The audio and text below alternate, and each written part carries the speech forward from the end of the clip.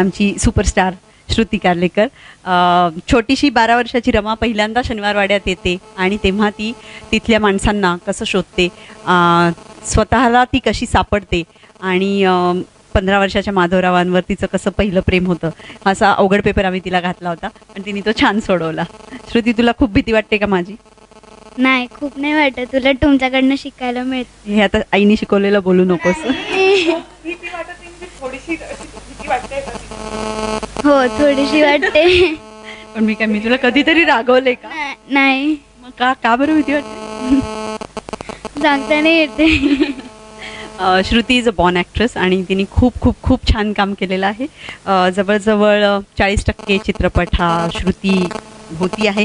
आमची रमा मोठी व्हायची आम्ही खरंच वाट बघत होतो, पण तरी छोट्या रमाने सुद्धा चित्रपटात खूप बहार आणलेली आहे. श्रुती, एक उखाणा.